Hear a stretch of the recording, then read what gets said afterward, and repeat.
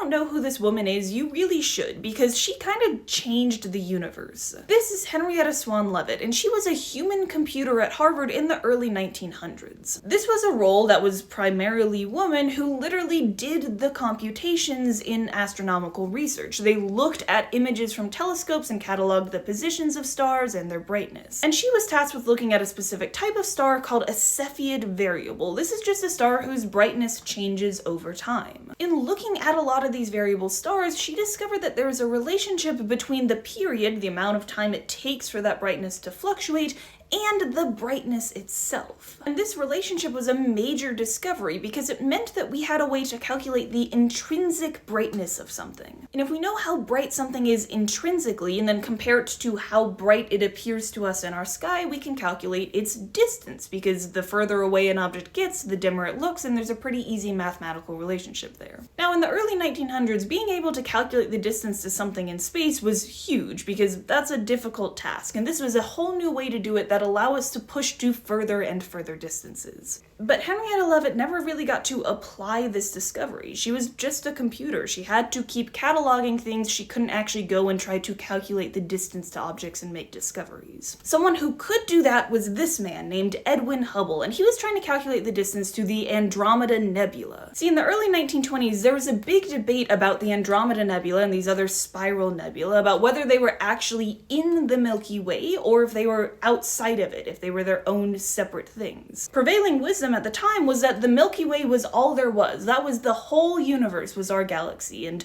Andromeda and these other spiral nebulae were just smaller things within the Milky Way. But Hubble found Cepheid variables in Andromeda and used Leavitt's discovery to calculate the distance to it and found that it was very far away. It was very clearly outside of our galaxy. And this blew the universe open. All of a sudden, the Milky Way wasn't all there was. There were all these other things, all these nebulae that were actually their own separate galaxies, and the universe was much, much bigger than anyone had ever thought. Edwin Hubble released those results in 1925, but Henrietta Leavitt died in 1921. She never got to see the way her discovery changed the universe. But it really did. She gave us a way to calculate the distance to things in space, and as it turns out, those distances were much bigger than anyone had ever imagined. It is only because of her that we know other galaxies are even a thing. And that's why you should know who Henrietta Swan Leavitt was. She changed the universe.